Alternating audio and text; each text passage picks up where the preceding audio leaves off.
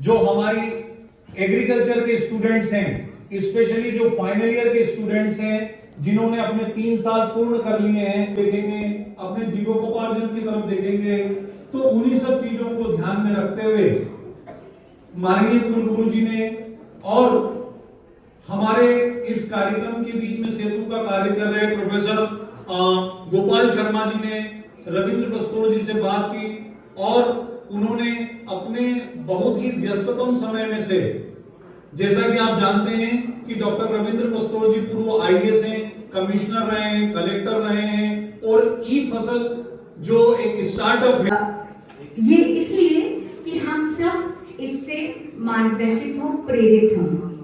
मैं संक्षिप्त में सर के बारे में बताना चाहती हूँ कि आप additional director agriculture marketing board में, rural development deputy secretary, deputy collector, joint collector, additional collector, commissioner MNREGA Madhya Pradesh India, mission director national rural health mission, divisional commissioner government of Madhya Pradesh, project coordinator divisional commissioner government of Madhya Pradesh, additional director agriculture marketing board, mission director national rural and health mission, co-founder CEO e Fasal, co-founder CEO electronic farming solution. Doctor Pastor सिर्फ एक श्रेष्ठ प्रशासनिक अधिकारी ही नहीं हैं, बल्कि वे चिंतक, विचारक, अभिनव, प्रयोगधर्मी, सामाजिक उद्यमी और कृषक समुदाय के सच्चे हितैषी भी हैं। हमारा बहुत सौभाग्य है कि कृषि व्यवसाय के नए आयाम विषय पर आप हमारा दिशा निर्देशन करेंगे, कृषि विद्यार्थियों को आप मार्गदर्शन देंगे। मैं बहुत सम्मान के साथ डॉक्टर पस्तोर सर को उनके वक्तव्य के लिए आमंत्रित करती हूँ। मैं यहाँ सिंगस हुआ था कुंभ मेला, तब उसको सहना भी पड़ रहा है। दोस्तों, आज जो हम लोग बात करने वाले हैं, देखिए मैं थोड़ा सा मेरे बारे में बताया गया कि मैं रिटायर हो गया हूँ। मैं रिटायर कभी नहीं हुआ। मैं जिस दिन रिटायर हुआ उसके नेक्स्ट डे मैंने अपना स्टार्टअप शुरू किया और मैं पूरे इंडिया का अकेला आईएएस ऑफिसर हूँ जो स्टार्टअप किया, और वो भी एग्रीकल्चर में।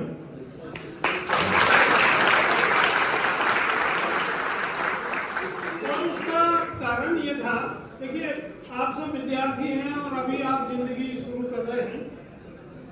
मैं जब पढ़ता था तो मैं आपके आदरणीय वाइस चांसलर साहब को बता रहा था कि मैं अपने कॉलेज का सेक्रेटरी रहा, फिर अध्यक्ष रहा, फिर मैं यूनिवर्सिटी का अध्यक्ष रहा। एक यूनिवर्सिटी में बोर्ड ऑफ स्टडीज की कमेटी होती है जो सिलेबस बनाती है, उसका भी मैं मेंबर रहा।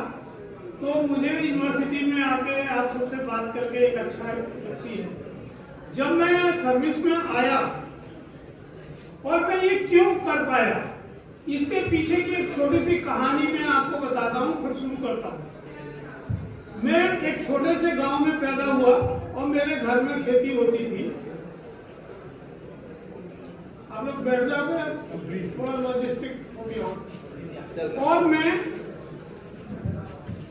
अपनी क्लास में कभी भी 55% से ऊपर नंबर नहीं ला पाता। ठीक है, मैं बहुत मेधावी छात्र कभी नहीं। और मेरा जो हाई सेकेंडरी स्कूल था उसके बाजू में ही मेरा कॉलेज था। तो जब मैं कॉलेज आया और बीए फर्स्ट ईयर में मैंने एडमिशन लिया तो उसमें 55 से 60 विद्यार्थी हुआ करते थे।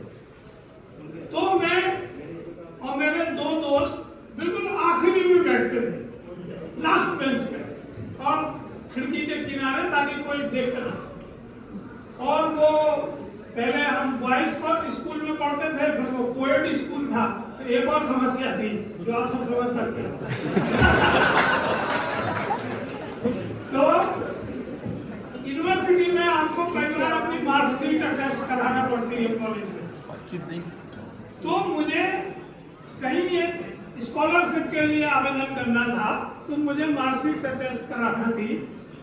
तो मैंने सोचा कि इस यूनिवर्सिटी में या वो कॉलेज में कौन लेक्चरर प्रोफेसर ऐसा होगा जो मेरी मार्कशीट अटेस्ट कर दे, क्योंकि ये 8 दिन ही हुए थे कॉलेज आते और मैं आखिरी में बैठता था, मैं किसी मजिस्ट्रेट अफसर को नहीं जानता।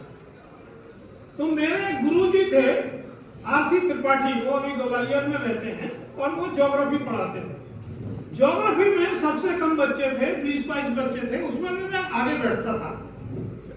तो मुझे लगा कि बाकी कोई नहीं जानते होंगे, पर त्रिपाठी सर मुझे जरूर देखे होंगे इतने दिन क्लास में। गर्मियों का समय था, मैं डरते डरते उनके चेम्बर में गया और वो मेरा डर भाग गया, क्योंकि टीचर और कुछ जाने या ना जाने, वो आपकी बॉडी लैंग्वेज जरूर जानता है कि आप क्यों आए। तो उन्होंने कहा रविंद्र क्यों आए, तो पहले तो उन्होंने मेरा नाम लिया तो मुझे थोड़ा कॉन्फिडेंस आया कि ये मुझे जान रहे हैं। मैंने कहा सर एक ये मार्कशीट मुझे टेस्ट कराना थी। तो वो बोले कि इतने लोग हैं, 50-60 टीचर्स हैं यहाँ, तो मेरे ही पास क्यों आए।